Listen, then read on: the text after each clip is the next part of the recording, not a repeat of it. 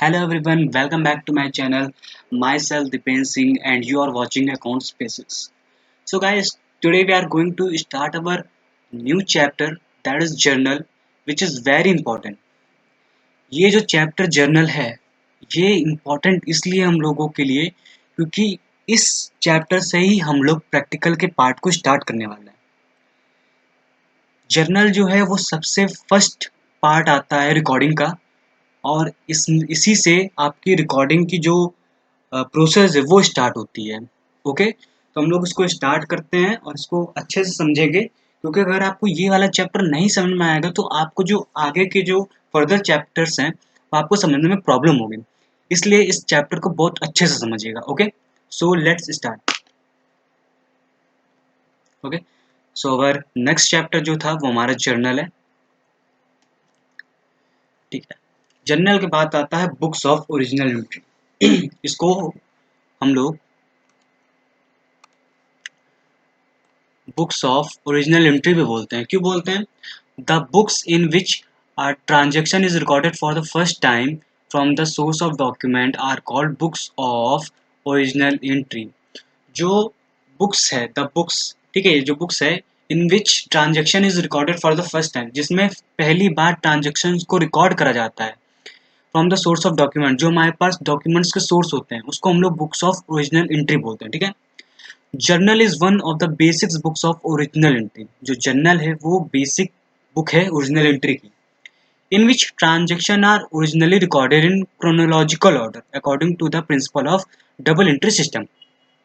जिसमें कि जो ट्रांजेक्शन है वो रिकॉर्ड रहते हैं इन ए क्रोनोलॉजिकल ऑर्डर। क्रोनोलॉजिकल ऑर्डर का मतलब होता है डे टू डे, मतलब अगला दिन आया फिर उसके अगले दिन की जितनी भी ट्रांजेक्शन होगी डे टू डे वाली ट्रांजेक्शन वो रिकॉर्ड करता है according to the principle of double entry system.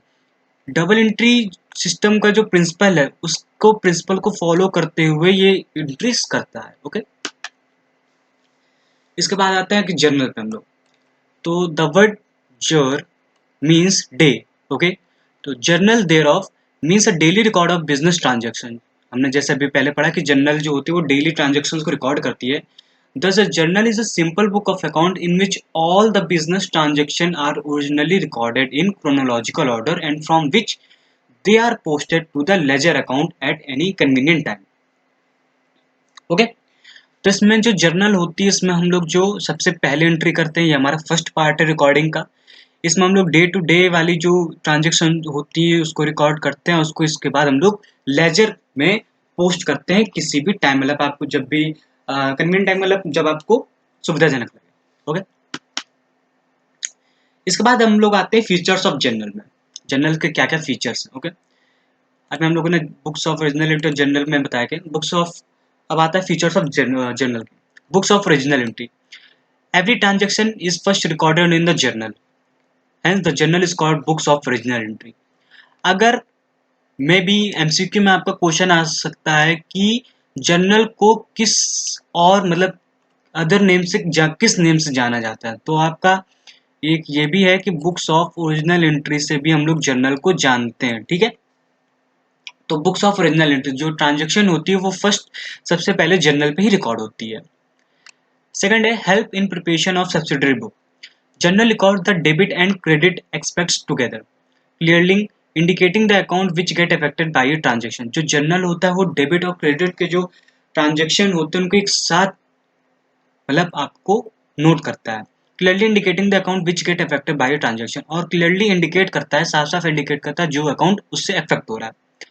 It helpful in preparing subsidiary book, ये सब्सिडरी बुक को बनाने में हेल्प करता है। सब्सिडरी बुक क्या होती है हम लोग इसका चैप्टर है आगे पढ़ेंगे। Okay, day book, the journal is used to record every transaction in the date occur. Okay, मैंने जैसे बोला कि डे टू डे वाला है, journal is used to record every transaction on the day it occur, जिस दिन होता है। ये नहीं कि अगर आज हुआ है तो हम लोग इसको कल रिकॉर्ड करेंगे, नहीं, अगर हम लोगों ने कोई आज ट्रांजेक्शन करी है तो उसको आज ही रिकॉर्ड करेंगे। ओके, फोर्थ इसमें chronological recording, journal record transaction chronological order means day to day. Preserves transaction identifier, journal preserve the character of each transaction and it's shown in wholesome image। जितने भी हम लोग ट्रांजेक्शन्स करते हैं journal preserve, मतलब preserve means क्या होता है? सुरक्षित रखना। ओके, प्रिजर्व करके रखना। The journal preserve the character of each transaction and it is wholesome image. जो जर्नल होती है वो हम लोगों को एक उसकी इमेज बना के देते हैं कि हम लोगों ने हाँ ये ट्रांजेक्शन करी। Okay, portrays of transaction aspect. Journal record both debit and credit aspect of transaction according to double entry bookkeeping system.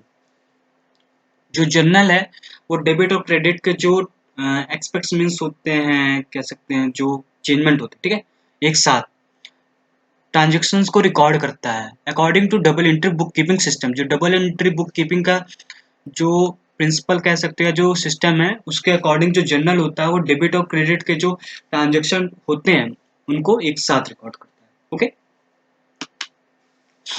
Next हमारा आता है objective of a journal. Journal के ऑब्जेक्टिव्स क्या है? Maintenance of complete and chronological records. The most important objective of a journal is to maintain a complete record of each business transaction in journal daily as per their time of occurrence in chronological order. तो जो most important objective होता है journal का वो होता है कि maintain करना records of business transaction. Business transactions को रिकॉर्ड करना जर्नल पे daily as per their time of occurrence, जिस टाइम वो हुआ है, और वो भी क्रोनोलॉजिकल ऑर्डर में। Preserve identify of each transaction. Every transaction is recorded in journal by dividing into debit and credit aspects, which is helpful in deserving complete information. जो journal होती है उसमें हम लोग डेबिट और क्रेडिट के जो दो भागों में उसको हम लोग बांट के रखते हैं। डेबिट और क्रेडिट में उस दोनों के जो एक्सपेक्ट्स होते हैं, दोनों में जो चेंजमेंट होते हैं वो हम लोग रिकॉर्ड करते हैं, जो कि हम लोगों को एक कंप्लीट इंफॉर्मेशन प्रोवाइड करने में हेल्प करता है। Basis for ledger posting. It is better and easy to prepare the ledger from the journal. Ledger can also be posted by voucher or from other source, but recording from journal journal makes it make clear and easy. I think ये extra आ गया, make it clear and easy होगा। Okay, just ignore this part.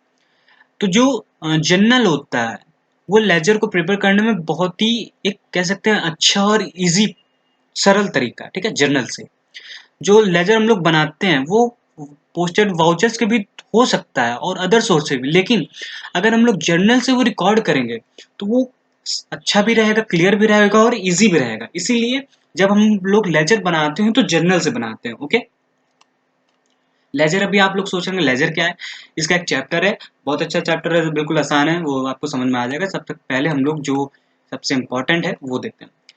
Serves as a legal evidence. Journal can be look upon a reliable source of legal evidence for transactions. Legal evidence क्या होता है? Legal evidence होता है पता चला आपने कोई ट्रांजेक्शन करी है, ठीक है, आपने उसे रिकॉर्ड कर लिया। इन फ्यूचर अगर आपके ऊपर कोई केस करता है कि नहीं इन्होंने हमें पेमेंट नहीं करी, तो आप कम से कम एक दिखा सकते हो कि आपने ये करा हुआ है, कि आपने इनको पैसे दिए थे, आपने इनसे पैसे लिए उधार, आपको पेमेंट करनी है, ठीक है। तो लीगल एक एविडेंस के तरीके भी काम करता है। ओके, अब इसका हम लोग एडवांटेज जान लेते हैं। Advantage of journal. एडवांटेज क्या है? Provide accounting data in chronological order.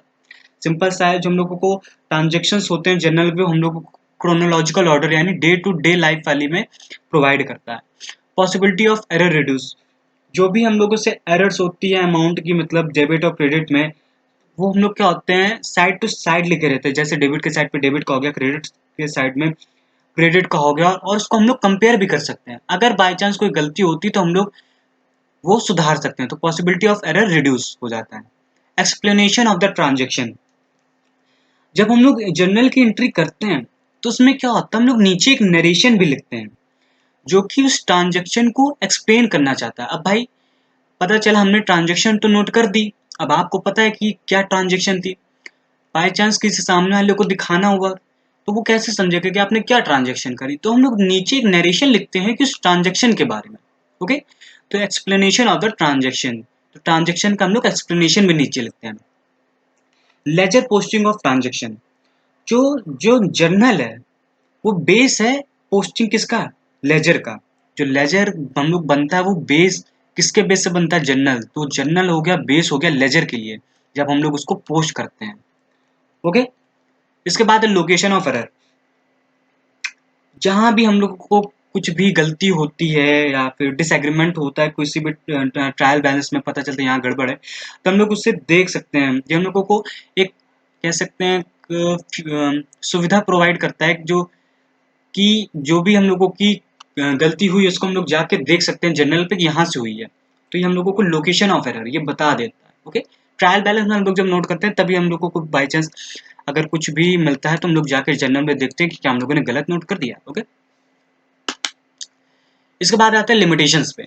Not suitable for large volume of transaction, जो लार्ज वॉल्यूम के ट्रांजेक्शन होते हैं उनके लिए सुटेबल नहीं होता। ठीक है, हम लोग सारे ट्रांजेक्शन्स को एक ही जर्नल बुक में नहीं रिकॉर्ड कर सकते हैं, इसीलिए हर एक चीज के लिए अलग अलग बुक बनाई गई है। ठीक है, cash balance is not recorded, जो भी कैश बैलेंस होते हैं उसको हम लोग रिकॉर्ड नहीं करते हैं। इसमें क्या होता है, हम लोग सारी ट्रांजेक्शन्स को रिकॉर्ड करके हुए चलते हैं, और हमें कैश बैलेंस जानना हुआ तो हम लोग जर्नल से नहीं जान सकते, उसके लिए हमें कैश का अकाउंट बनाना पड़ता है जिससे हम लोग उसके कैश बैलेंस जा सकते हैं, जो कि एक लेंदी प्रोसेस है। Not suitable for ledger, not a substitute of ledger, यहाँ डी होगा। ओके, लेजर का कोई सब्स्टिट्यूट नहीं है। देखिए, जर्नल बेस था लेजर का, क्योंकि जर्नल से ही लेजर बनता है, इसीलिए लेजर का कोई सब्स्टिट्यूट नहीं है। इसके लेजर के पास कोई सब्स्टिट्यूट नहीं है कि हम किसी और से भी जो लेज बना सके, इसीलिए इसका ड्रॉबैक ये भी है कि जर्नल बनाना बहुत इंपॉर्टेंट है, अदरवाइज नहीं बनेगी तो लेजर भी नहीं बन पाएगा। ओके, तो इस वीडियो में हम लोगों ने काफ़ी चीज़ें कवर अप कर ली। जर्नल क्या होती है, जर्नल को हम लोग किस नाम से बनाते हैं, उसका ऑब्जेक्टिव क्या होते हैं, उसके फंक्शंस क्या होते हैं, उसके क्या कहते हैं एडवांटेज, लिमिटेशंस क्या होती है जर्नल्स की। ओके, और इसके बाद हम लोग आते हैं फॉर्मेट ऑफ जर्नल। अब मैं आपको जर्नल का फॉर्मेट बता देता हूँ कि जर्नल का फॉर्मेट बनता कैसे है। बहुत सिंपल सा फॉर्मेट है। इसमें 5 कॉलम्स रहते हैं। पहला जो कॉलम रहता है वो डेट का रहता है। सेकंड जो रहता है वो पर्टिकुलर का बनता है, ये थोड़ा हम लोग बड़ा बनाते हैं क्योंकि इसमें ट्रांजेक्शन नोट करते हैं। लेजर, थर्ड कॉलम आपका लेजर फोलियो का होता है। लेजर फोलियो एक मतलब पेज नंबर होता है, जैसे आपके बुक में पेज नंबर लिखा होता है उसी तरीके से इसमें नोट करते हैं, जो कि हम लोग वैसे करते नहीं। वो जब कोई सीए जो होते हैं चार्टर्ड अकाउंटेंट वो नोट करते हैं तो वो यूज़ करते हैं। अभी हम लोग को इससे कोई मतलब नहीं, बट इसका हम लोग कॉलम बनाएंगे। फोर्थ कॉलम बनता है डेबिट अमाउंट का, जिसमें हम लोग डेबिट के जो अमाउंट लिखते हैं। एंड फिफ्थ कॉलम है क्रेडिट अमाउंट का, जहाँ पे क्रेडिट अमाउंट नीचे करते हैं। और यहाँ पे हम लोग नीचे साइड एक नरेशन भी लिखते हैं, इसमें नहीं है कि नरेशन बताता है। ठीक है, जब हम लोग प्रैक्टिकल करेंगे तब मैं आपको इसको बताता रहूँगा कि कैसे करना है। ठीक है, तो ये आप देख सकते हैं, ये है जर्नल का फॉर्मेट।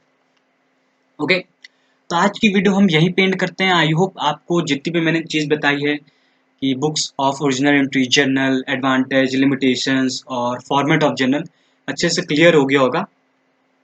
नेक्स्ट वीडियो में हम लोग थोड़ा सा और पार्ट क्लियर करेंगे, देन इसके बाद हम लोग अपने जो क्या कहते हैं प्रैक्टिकल के पोर्शंस पे हैं उस पे आएंगे। Okay, so thank you so much for watching this video. I hope आपको ये अच्छी लगी।